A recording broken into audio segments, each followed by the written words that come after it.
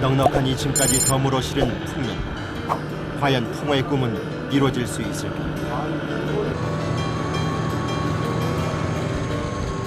홍어잡이 배치고 규모가 큰 편인데도 좋다 실은 비좁기 짝이요. 그러나 선장에게 이만한 재산이 또 있을까? 그러고 보면 날 같지만 없는 게 없다. 이 지금 배에 우리가 쓰는 장비들이 육지 차들보다 앞서간다고 생각하시면 돼요. GPX 이런 정도도 육지보다 차에서 사용하는 것보다 훨씬 앞서서 우리가 놓아가지고 다닌다고. 내비게이션. 그렇죠. 이번 조업 위치는 배로 10시간 거리인 인천 인근 해상이다. 대를 이어 25년째 홍어를 잡는 강태경 선장의 조업 노하우는 무엇일까? 지나가는 위치는 보통 어떻게 정하시는 거예요? 이제 해마다 고기가 많이 잡히는 자리를 원 포인트로 이제 삼는 거죠. 어획량도 많이 있고 물 수온에 따라서 많이 좌우하죠.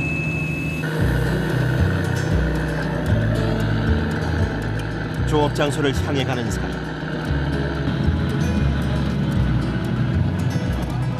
밀린 설거지에 나선 중국선.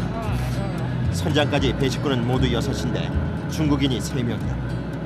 그러다 보니 한국선은 2사람 몫이 클 수밖에 없다. 출항하기까지 과정이 굉장히 기네요, 생각보다. 그렇죠. 일이 끝이 없어요. 이렇게 항상 배 타고 나갈 때 어떤 생각 드세요? 네. 그래도 이제 배를 오래 타고 그러다 보니까 예. 아무래도 가에 있는 것보다는 바다에 나가는 게 더 마음이 편할 때가 있다니까요. 저녁 7시. 고소한 밥 냄새가 진동한다. 상도 없이 갑판 위에 그대로 반찬을 차리고 대접에 값진 밥을 담아내면 저녁상은 완성된다. 이런 허드렛 일이 중국 선원들의 몫이다. 밥 담당이에요, 밥? 밥. 한국에 온 지 얼마나 됐어요? 한국에 온 지. 뭐냐? 여기 온 지 2년? 2년. 식사 시간만큼은 선장도 잠시 키를 놓는다. 배 식구가 모두 둘러앉은 단란한 저녁상. 영양 만점 돼지고기를 듬뿍 넣은 김치찌개로 가장 먼저 손이 간다.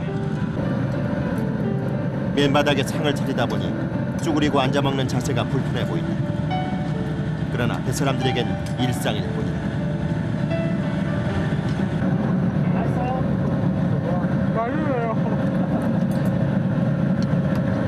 돼지머리. 그러든지 알아서야. 가겠지 그냥 가지고 왔어.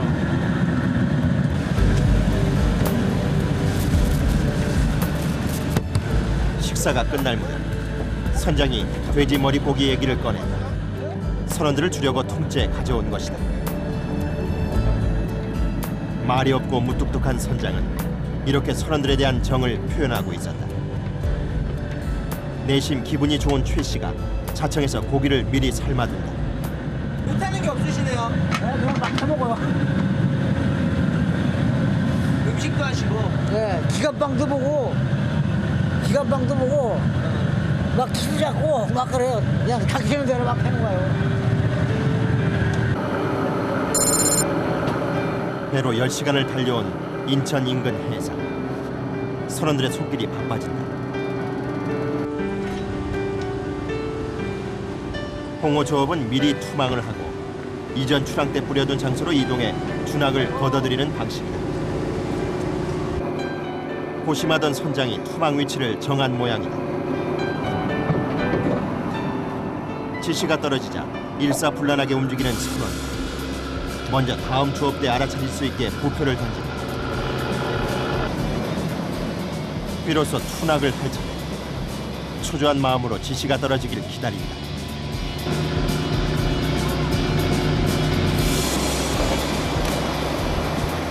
밭을 던지고 이내 준학을 풀기 시작한다. 한 바구니당 낚싯줄 길이는 무려 100m. 엉키지 않도록 투낙하는 게 관건인데 쉽지 않은 작업이다.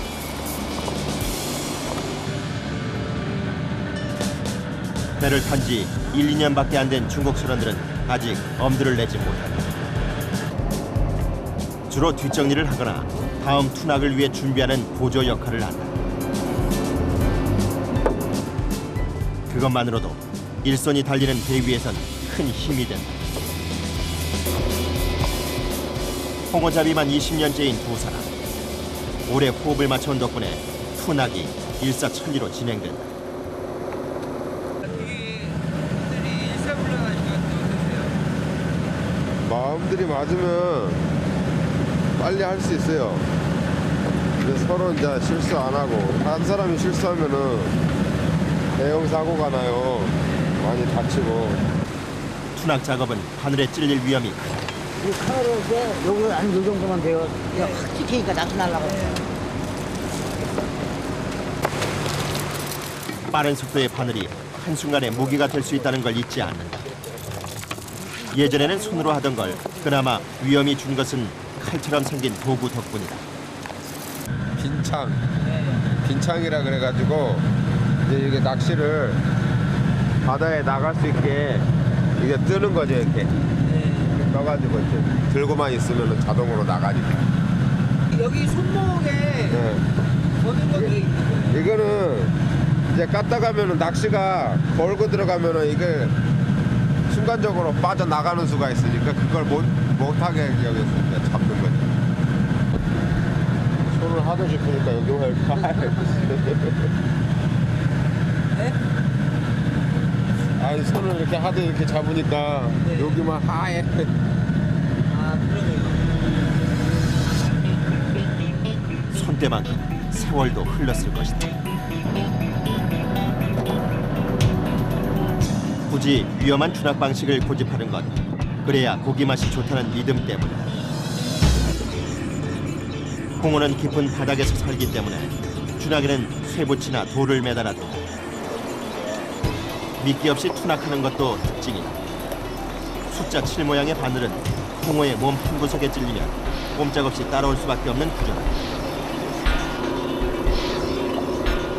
겨우 한 지점의 투낙 작업이 끝나가고 있다.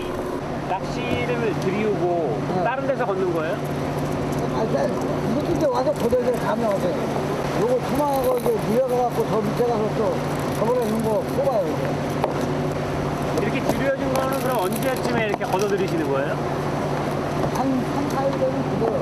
3, 4일 후에? 네. 다음 지점으로 이동하는 사이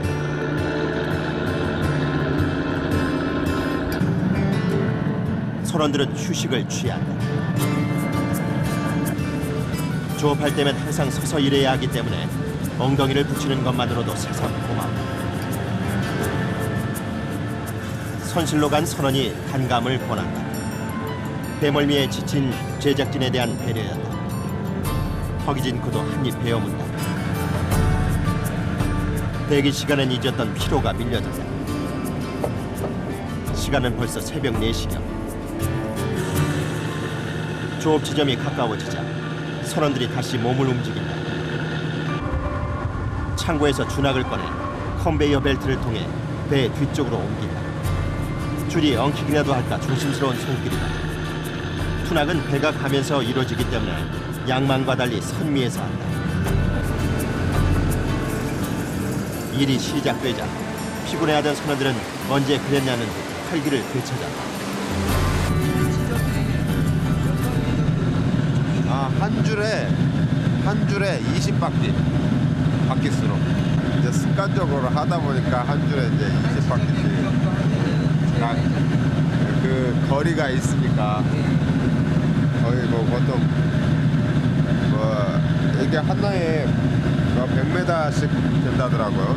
한 바퀴에 100m씩 나오면은 그 20바퀴면은 한 1마일. 한 지점당 20바구니의 준학을 투낙하고 이동을 하는 시기다. 총 700바구니를 챙겨왔으니 35차례나 반복해야 한다는 결론. 강산이 2번 변한 세월 동안 배를 탄 홍씨도 힘이 드는 모양이다. 드세요? 그죠. 뭐가 힘드세요? 이렇게 나와서 바다 나와서 작업을 할 때 어떤 게 힘드세요? 제일 힘든 거는 잠을 못 자고 새벽부터 한다는 게 좀 힘들죠. 위험한 작업보다 잠 못 자는 고통이 더 크다는 건 사실 아는 사람만 알 것이다. 베테랑 선원이라고 해도 위험한 낚싯바늘에 대한 경계심이 사라져버릴 때가 있다. 어쩔 수 없는 생리적. 바로 밀려드는 잠 앞에서는 무용지물이 되는 최 씨가 그 실수를 하고 말았다. 20년 투망질로 잔뼈가 굵은 그의 손에 상처가 났다. 베테랑이신데도 가끔씩 이렇게 실수하시나 보네. 예. 아, 낚시가 갑자기 막 수중 쳐나와요. 모르는 데서. 그래갖고 막 이런 생각이 걸린다고. 그래갖고 다 저에게. 몇 달 전 악몽이 떠오른 순간이었다.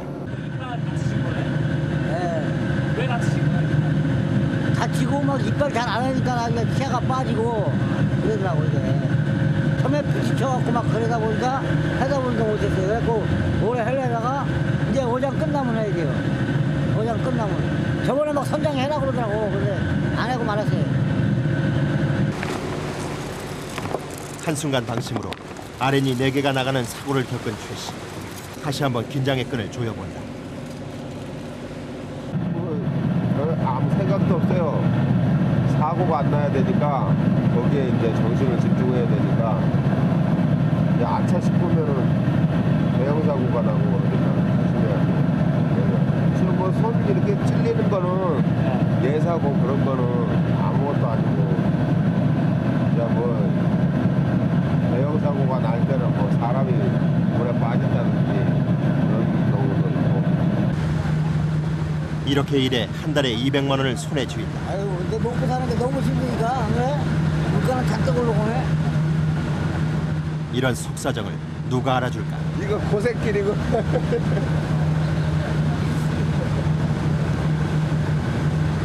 어떤 때는 꼭 이걸 해야 먹고 사나 하는 생각도 드는데 또 어떤 때는 바다 나오면은 마음이 편하고 그래요.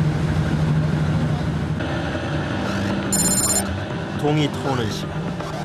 팍팍한 현실에도 웃을 수 있는 건 다름 아닌 바다 때문이다. 천상어부인 그들이 다시 바다를 마주하고 산다. 밤을 꼬박 세운 중년이라고 하기엔 믿기 어려운 패기마저 느껴진다. 어느덧 빈 바구니가 꽤 쌓였다.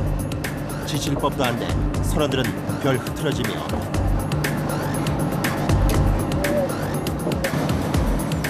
처음 시작할 때보다 외려 더 손길이 분주해 보이는데 과연 그 비결은 무엇일까? 힘들지는 안 힘드세요? 힘들어도 해야지 뭐 어떡해요. 힘들어도 막 해야죠. 할 수 없어 이걸. 그리고 이제 물개 잡을 때 물개 놓치면 못 나요. 또 이동이 시작된다. 중국 선원들은 체력이 다 바닥이 난 모양이다. 나이로는 큰 형님뻘인 홍씨도 지친 기색을 감추기 어려워 보인다. 많이 지치셨나 봐요. 하다 보면 힘들어요. 지치고.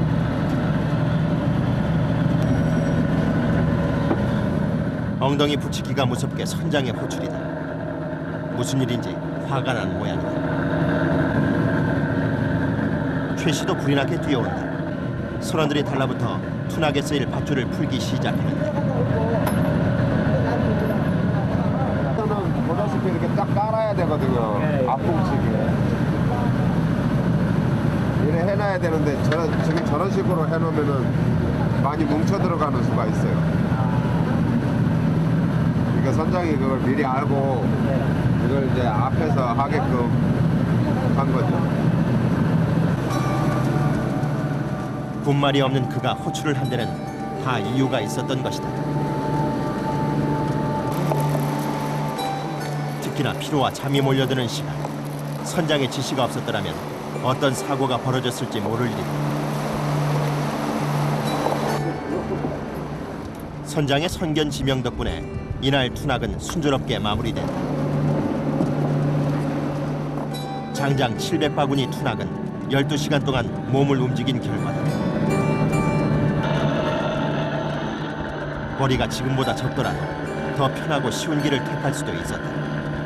하지만 그러지 못하는 데는 이유가 있다. 우리 가족 먹고 살고 나 먹고 살고 하는 거죠. 혼자 가서 뭐 이거 고생하겠어요? 이렇게 나가서 편히 살기. 가족이 좀 더 편할 거라는 생각. 그것이 바로 사투를 견디는 이유였다. 만신창이가 된 몸으로 선실로 향한다. 지금은 오직 눕고 싶다는 생각뿐이다. 비좁은 공간도 문제될 게 없다. 눕자마자 곧바로 잠에 빠져든 선원들. 그렇게 그들의 고단한 하루가 흘러간다.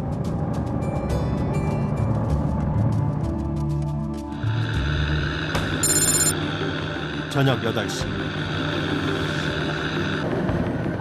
4시간 만에 다시 갑판에 모인 선원들. 이번엔 양망 작업을 위해 작업복으로 갈아입는다. 채 잠에서 덜 깬 피곤한 얼굴들이다.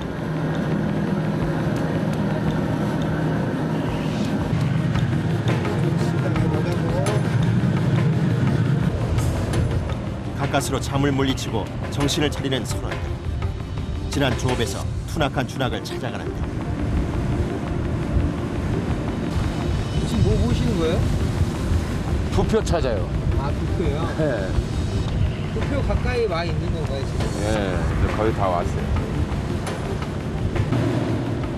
칠흑 같은 바다에서 홍어를 찾아가는 풍년. 선원들은 각자 위치로 흩어져 양망을 준비한다. 선장은 준비 상황을 체크한다. 근데 각자 다 맡은 업무가 딱딱딱 있나 봐요. 그렇죠. 딱 나오자마자 각자 위치를 쏙쏙. 어떤 업무 맡으신 거예요? 아, 나는 이제 돌아가면서 다 해야 되고 각자 아무나 어딜 가든 다 해야 되고. 조업 장소에 가까워졌다는 경보음이다. 한 사람이 힘들면 또 교대로 해줘야 되고 그러니까.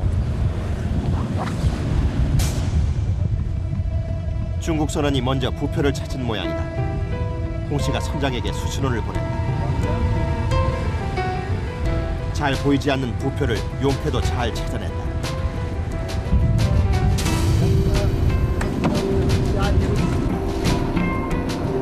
먼저 기다란 막대를 이용해 부표를 건지는 것으로 작업이 시작된다.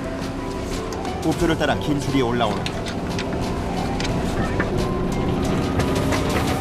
이때만큼은 선원들이 한 몸이 돼야 한다. 밧줄을 자동 양망기에 걸어야 하는데 호흡이 맞지 않으면 불이 엉켜 낭태로 돌아갈 수 있기 때문이다.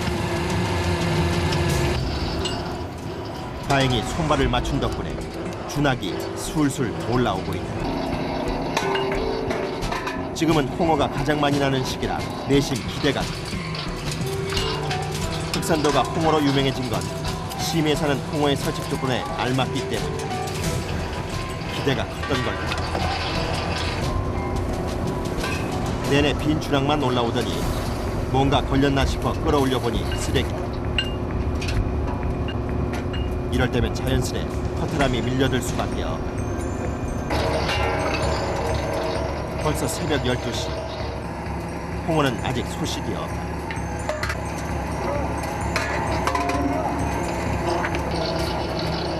네 시간 동안 쉴 새 없이 양망을 했지만 여전히 빈손이다. 언제까지 빈 그물을 쳐다봐야 할까? 그때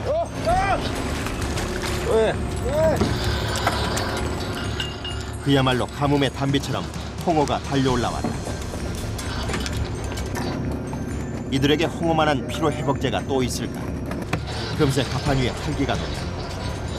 흑산도 홍어는 알을 낳기 위해 영양을 잘 섭취한 상태에서 몰려들기 때문에 찰지고 부드러운 맛이 일품이다.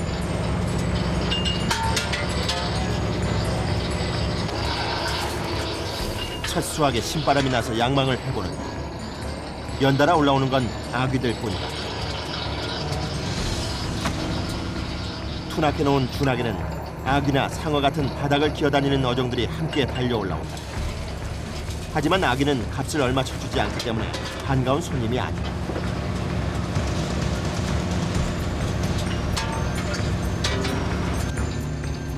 하룻밤에 보통 10마리 정도는 잡히는데 조업 6시간째 홍어 한 마리가 전부다. 거기 전혀 없는 거라고.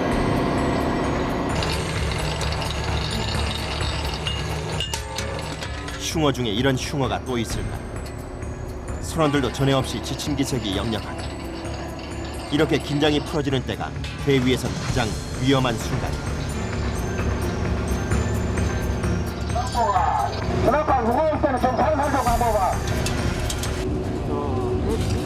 형편없는 수확량 탓에 힘이 빠진다. 설상가상으로 준하게 닻이 걸렸다. 자칫 스크류에 감겼다가는 바다에 갇히고 말 위기세. 힘을 모은 끝에 간신히 위기를 넘겼다. 더욱 씁쓸해진 마음으로 홍어가 나타나길 기다리는 선원. 간만에 뭔가 올라오는가 싶었는데 홍어가 아닌 아귀다. 홍어가 또다시 모습을 드러낸 건 새벽 3시. 조업 7시간 동안 고작 홍어 2마리와 아귀 몇 마리가 수확의 전부다. 심란하기 짝이 없는 선원들의 속을 또 한 번 긁어놓는 일이 벌어졌다. 이번엔 커다란 회초던. 근데 그럼 택 돌아가잖아. 간만에 홍어가 했더니 자세히 보니 쓰레기다. 꼭 홍어처럼 생긴 모양에 모두들 속은 것이다. 말은 안 하지만 선원들은 속이 상할 대로 상한 눈치다. 전날에 넘쳤던 패기는 찾아볼 수 없고 이미 지쳐버린 표정이다. 너무 안 잡히는 것 같은데요? 네, 없어요. 이렇게 안 잡힐 때 기분 어떠세요? 그래도 어느 정도 잡히는데 안 잡혀요. 그래도 몇 마리씩 올라오는데 올 수가 없네요, 없어. 네, 호탈해요. 재미도 없고, 예? 새벽 5시. 9시간 동안 쉼없이 계속해온 양망 작업은 그제서야 끝이 난다.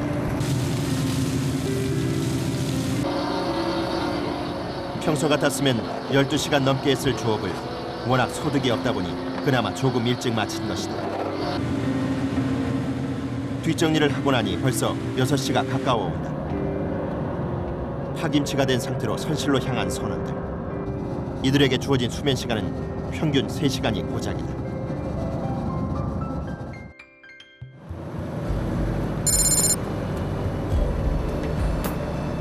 셋째 날도 어김없다. 오전 10시경 기상을 알린다. 선장 역시 잠을 못 자기는 마찬가지. 그런데 어쩐지 그의 안색이 좋지 않다. 중국 어선이 눈에 띄자 그는 키를 돌린다. 최근 불법 조업을 하는 중국 어선을 단속하다 해경이 숨지는 사고가 생겼을 만큼 서해는 지금 전쟁터다. 그물을 투망을 해가지고 전부 싹 끄서가 버리는 거죠. 그런 경우가 하다예요. 하다예요. 예, 많은 편이죠. 그런 경우. 그 중국 배들 보면 답답하시겠어요? 답답한 정도가 아니죠.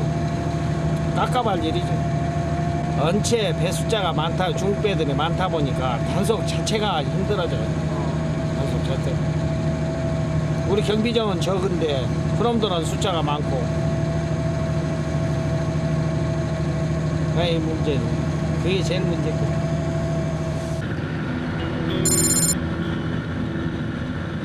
중국 어선을 피해 배가 이동하는 사이 덕분에 선원들은 조금 더 잘 수 있었다. 그나마 쌓인 피로를 던 기분이다. 늦가을이지만 밤바다는 꽤 쌀쌀한 기운이 감돈다. 옷을 여러 개 껴입었는데도 별 도움이 되지 않는다. 부지런한 최씨는 그새 숫돌에 칼을 갈고 있다.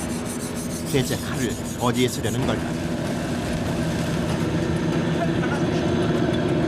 이게 나중에 막 쓰레기 올라와요. 쓰레기 잘라줘야 돼. 막 그물 같은 거 올라오고 막 쓰레기 문양 올라와요. 어제의 형편없는 어획량을 만회해 보려는 듯 기운을 차리는 선원들. 오늘은 얼마 안가 홍어가 올라왔다. 시작이 나쁘지는 않다. 그런데 홍 씨는 고기를 잡고도 여느 때 같지 않게 실망한 표정이다. 딱 물속에 있을 때 크게 보이거든요, 물속에는. 근데 막상 올라와서 보면 조그마니까 서운하고 그래. 이번엔 상어가 걸려들었다. 홍어처럼 바닥 생활을 하기 때문에 종종 잡히곤 한다.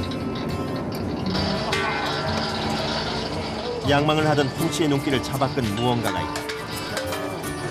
쉽게 보기 힘든 은빛 멸치대가 바다를 수놓은 것이다. 시작과 달리 이날 역시 텅 빈 추락이 이어진다.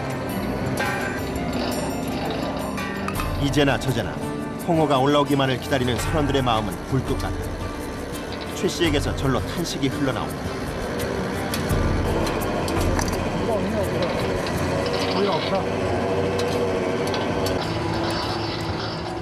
어획량 감소에다 중국 어선들의 불법 조업까지 가세해 홍어잡이 어선들은 이중고를 겪고 있다. 새까맣게 타는 선원들의 속을 더욱 쓰리게 하는 것, 바다에 버려진 무차별적인 쓰레기들. 연이은 쓰레기 행렬의 쉴 틈조차 없다. 추랑 셋째 날의 실적도 전날과 다를 바 없다. 작은 홍어 2마리를 잡는 동안 가판이는 온통 쓰레기로 뒤덮였다.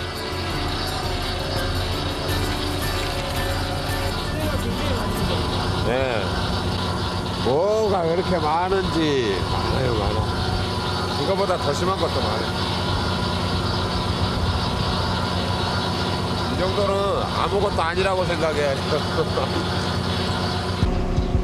이 순간 가장 속이 타는 사람은 선장일 것이다. 이 와중에 물 호스마저 터져 난장판된 가판.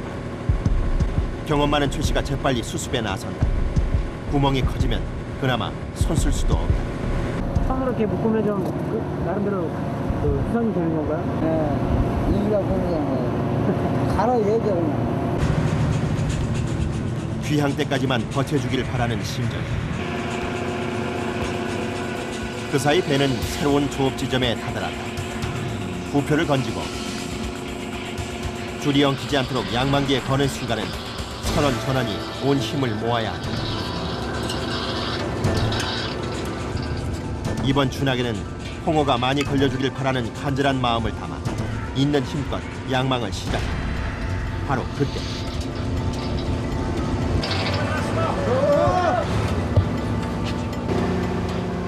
또 한 번의 위기 상황. 준하게 걸린 건 끝을 알 수 없는 긴 그물이다. 오늘은 아무래도 일진이 사나운 날이라고밖엔 달리 설명할 길이 없다.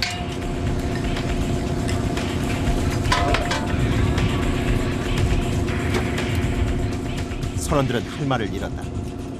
그물은 다름 아닌 불법 조업을 한 중국 저인망 어선이 버리고 간 것이었다. 보통 추랑 때라면 30마리쯤은 너끈히 잡았을 시간. 가뭄에 콩나듯 홍어 한 마리가 올라왔다. 오랜만에 선원들의 얼굴에 화색이 돈다. 잠깐만. 왜? 연이어 달려온 홍어 한 마리가 얼마나 반가운지 모른다. 사실 이 정도면 별로 좋은 값을 쳐주지도 않는다. 홍어는 8kg 이상의 암컷을 최상품으로 치는데 3, 4kg이나 될까한 수컷이다.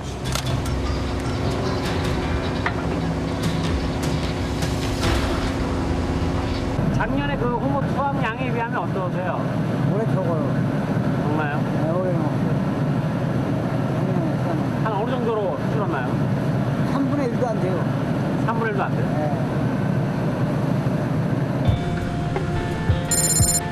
아침 7시 11시간가량 뜬 눈으로 조업을 한 것이다. 밥 먹고 합시다. 밥 먹고. 선장이 선원들을 불러 모은다. 이거 멍김치거든? 이거요? 저기 이거 그만은 그 뭐야 무 같은 거 있잖아요. 열무지 그건가 봐요. 특별히 공수해온 머릿고기도 준비한다. 여기 무기 돼버렸어. 약간 뒤에. 그래도 영양식인 것만은 분명하다. 밥까지 담아내면 상차리기는 끝이 나고 맨바닥에 둘러앉으면 그만이다. 늘 냉장고에 있는 걸 꺼내 먹다 보니 오래된 밑반찬들이 전부다. 예상대로 돼지고기로 가장 많은 젓가락이 향했다.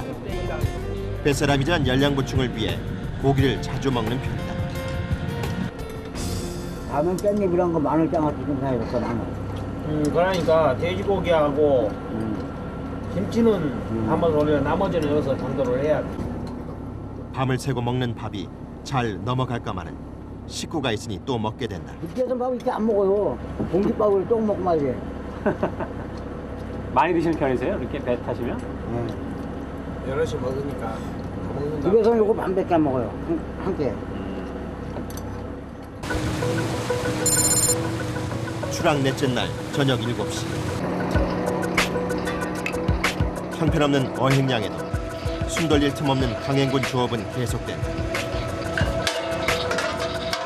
농사꾼이 흉년이라고 농사를 포기할 수 없는 것과 같은 이치다.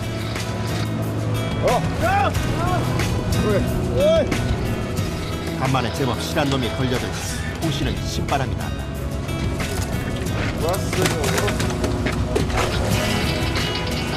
홍어는 남도 지방에서는 잔칫날 빠질 수 없는 귀한 생선인데 삭혔을 때 톡 쏘는 맛이 일품이다. 삭혀 먹는 흑산도 홍어의 전통은 선조들이 육지에 내다팔 때 유독 상해도 먹고 탈이 나지 않는 데서 시작됐다고 전해진다. 그러나 어획량 감소로 이젠 풍년호를 포함해 한 9척의 홍어잡이 어선이 어렵게 그 명맥을 잇고 있다. 깔꾸야 깔꾸리. 깔꾸가지. 갈고리가 떨어질 뻔해 소리를 질러도 알아듣지 못하는 중국 선원들. 이럴 때가 한두 번이 아니다. 여기서 이거 해라니까 말이 안 통하니까는 근데 지금 행동으로 지키고 가요 막 손질해갖고. 손짓 발짓을 동원해야만 간신히 알아들으니 답답함이 앞선다. 그러면서도 또 한편으론 타국까지 돈 벌러 온 그들이 안쓰럽다. 사는데 보면 어떤 생각이세요? 우리나라 옛날 생각나죠 옛날. 예? 우리나라 막 돈 없을 때 막 사우디 가고 돈 벌을 때 똑같은 거 아니에요 그러면. 예? 어떤 데는 참 고생한다 생각도 들고 먼 나라 가고 고생했고. 예? 객기 나왔고 우리도 객기 나와서 고생하는데 안 그래요? 그들이라고 해서 어디 답답함이 없겠는가. 그나마도 말이 통하는 동료가 있어 큰 위안이 된다. 안 힘들어요? 네? 안 힘들어요? 네. 괜찮아요? 괜찮아요. 새벽 2시. 올해는 수온이 높아 홍어 어획량이 20-30% 감소했다. 하지만 이렇게 홍어 구경이 힘들긴 처음이다. 이쯤 되면 허탈감을 넘어서는 수준이다. 배 위에 우두커니 서 있자니 밀려드는 잠 때문에 더 힘이 든다.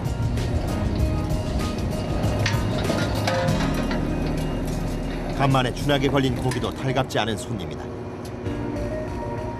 그런데 건지는 족족 아귀만 올라온다.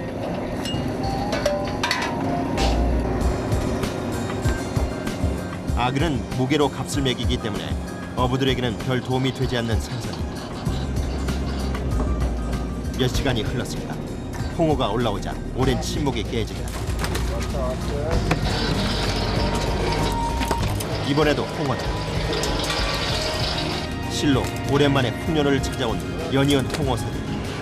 그나마 오늘 조업이 지금까지 중 가장 풍성한 수확인 셈이다.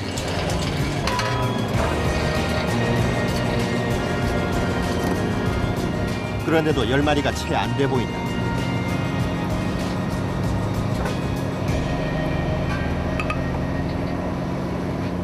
지금 저 정도면 한 어느 정도 몇 마리 지금 대략 몇 마리 정도 잡으신 거예요? 지금 10마리도 안 될 거예요. 10마리도 안 되고. 고기가 작아서 돈도 안 되고. 오히려 아귀가 더 많이 잡히는 것 같은데. 예. 아구는 많이 잡아도 이건 키로수로 나가는 거기 때문에 돈이 안 돼.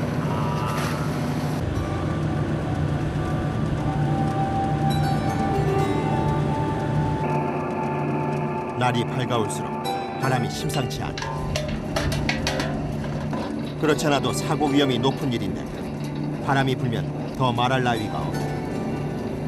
서 있기조차 힘든 배 위에서 낚싯바늘 사이를 지나는 모습이 위태로워 보인다. 다행히 사고 없이 나흘째 조업이 끝이 났다. 선원들의 얼굴에선 고단함이 묻어난다. 이들이 이 힘든 일을 그만두지 못하는 이유는 간단하다. 그러니까는 이제 먹고 살라니까 하고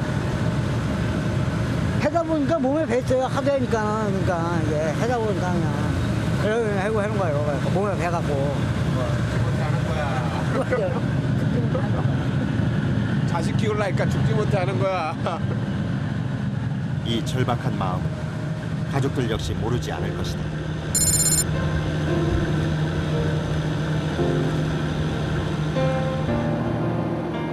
바람은 더욱 거세지고 있다. 거기들을 많이 잡았더라며.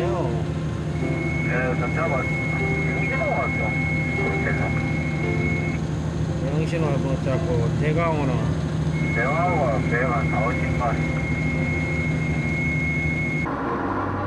다른 배가 평년작은 소식이 어쩐지 더 심란하다. 날이 안 좋아질 것 같고 작업이 안 될 것 같으면 그냥 내려갈 거니까 조금 하다가 이제 내려가야지 뭐 별 수 없죠. 기상이 그냥 갔다가 조업하지도 못하고 오는 경우도 있어요. 겨울에는 그런 경우도 좀 종종 있죠. 그러면은 기름값 같은 것도 안 떨어지죠. 그렇죠. 그러면 밤에 나와서 고기 많이 잡아가는 방법밖에 없죠. 그는 욕심을 내려놓는 쪽을 택했다. 귀향을 결정한 것이다. 적자가 불보듯 뻔한데 넓은 바다 덕분에 마음만은 가난하지 않다. 생활 자체가 바다에서 생활을 하다 보니까 훨씬 바다에 나오면 뭐 생각나는 것도 잊어버릴 수도 있고 마음이 편하죠. 귀향길 최 씨 안색이 어둡다. 그 노인네 때문에 나이가 연세가 들었기 때문에 걱정이 많이 되잖아요. 그것 때문에 다른 게 없고 항상 그것 때문에 걱정한다고 다른 게 아니고. 이게 바다 나오고 이렇게 바다 보면서 쉬실 때 돈이 계속 많이 나죠. 내가 잘하지를 못하니까 내 동생이 모시고 있거든요. 그러니까 걱정이 되지 나. 그러니까 집에 가면은 맨날 전화드리고 그러잖아요. 근데 같이 있으려도 내가 먹기 살기 위해서는 할 수가 없다. 생계이기 때문에. 그러니까 떨어져 있을 수밖에 없다고요. 내가 육지 나가서 배운 게 없기 때문에 육지 나가서도 못하고 그러니까 이 배생활을 하는 거예요. 넉넉하지 못한 형편 때문에 부모님을 모시지 못하는 서글픈 마음을 누가 알까. 생계를 위해 배를 탈 수밖에 없지만 딱 한 번 뱃사람이 된 걸 후회해 본 적이 있다. 아버님 돌아가실 때도 그래갖고 배를 탔기 때문에 해갖고 내가 인종을 못 봤어요. 아, 아버님. 예, 인종을 못 보고 돌아가고 한 몇 시간 만에 갔어요. 어머님이 가시는 길이라도 지켜드릴 수 있기를 그는 간절히 기원한다.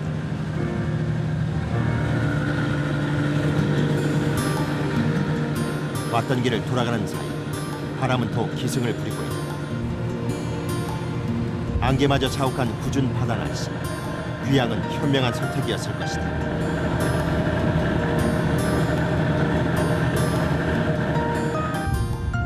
어느덧 흑산도가 가까워졌다.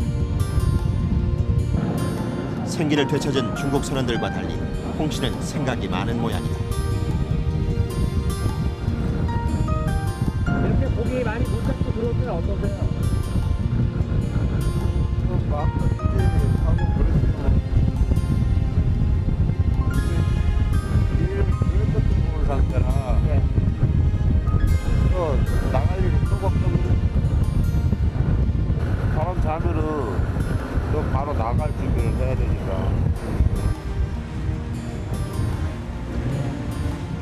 닷새 전 떠나왔던 항구에 도착했다. 출항 때 기대에 부풀었던 생각이 떠올라 씁쓸한 마음이 앞선다.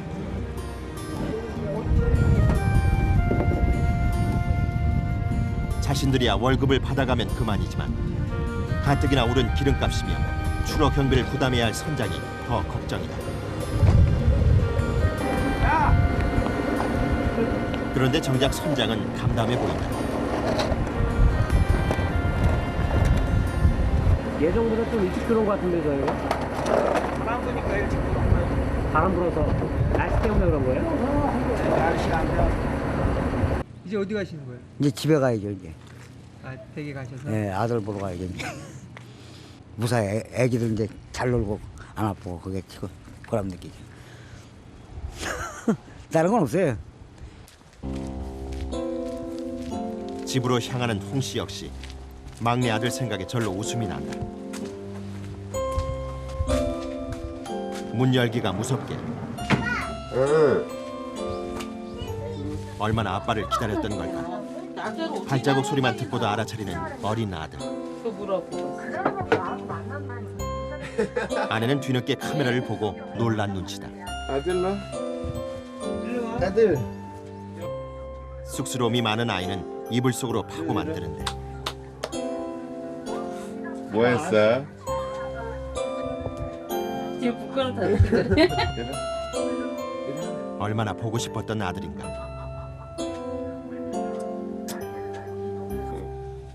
닷새 만에 아이를 품에 앉아 피곤함도 눈 녹듯 녹아내리는지 웃음이 끊이질 않는다. 벌써 바다에 있으면 항상 긴장을 해갖고 배에 있으면은 그래서 그러죠. 집에 있으면 이제 또 편안하고 그러니까.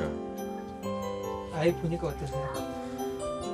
좋지요. 바다 나가면 걱정되는데 보고 싶고. 근데 이제 막상 집에 와서 보면은 좋죠. 쭉. 행복이란 이런 게 아닐까. 바로 이 맛에 그 힘든 뱃일을 견딜 수 있었을 것이다.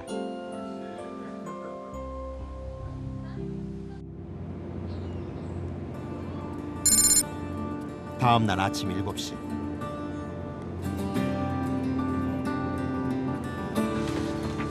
경매 준비를 위해 풍년호 선원들이 다시 모였다. 한가구나 되냐?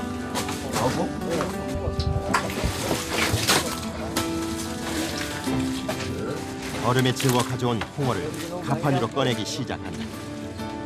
기껏 해야 10마리 남지. 그야말로 최악의 수확이다.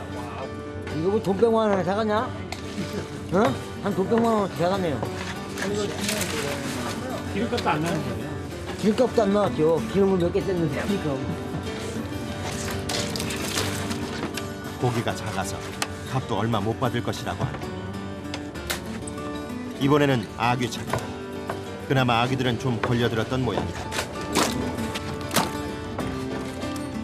금세 몇 바구니 가득 찬다. 홍어잡이 어선이라는 사실이 무색해지는 순간이다. 원래 배로 옮기던 걸 양이 적어 리어카로 옮긴다.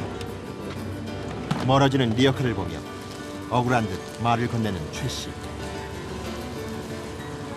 해마다 1등 했는데 안 됐네. 이제 시작이니까 해마다 1등 했어 입에. 잡는 거구나. 양이 적다 보니 경매는 단출하게 이루어진다. 풍년호가 잡은 홍어가 저울에 올려지는데 5kg 암컷은 최근 시가 15만 원 선. 같은 무게라도 암컷이 서너 배 비싸다. 크고 맛이 좋기 때문인데 생식기 2개가 돌출된 수컷과 쉽게 구별된다. 드디어 풍년호 고기들이 경매에 붙여지는데 알았어, 4만원, 3마리 한 4개. 자, 10에 43,000원. 50 한 번, 이거 한 마리. 뻔히 100만 원 안팎의 수입이 예상되는 상황. 그래도 혹시나 값을 제대로 안 쳐줄까 몰라서 홍 씨는 목을 빼고 쳐다본다. 하지만 돌아갈 바다가 있지 않은다. 밤에 나가면 많이 잡아야죠. 다른 배들보다 작게 잡으면 배도 아프고 이렇게 더 많이 잡아야죠. 나가면 많이 잡을 거예요.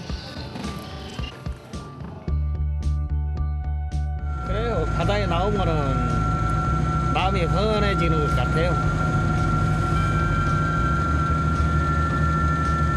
어디가 막힌 데가 없잖아요.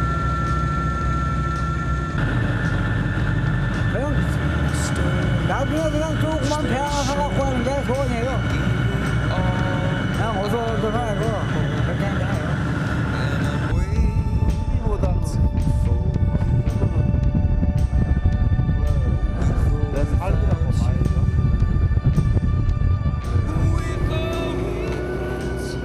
바다 위에서 벌이는 사투를 기꺼이 자신의 몫으로 받아들이는 사람. 이들이 마지막 홍어잡이 업으로 살아갈 수 있는 것, 다름 아닌 아버지라는 또 다른 이름이 있기에 가능했던 것이 아닙니다.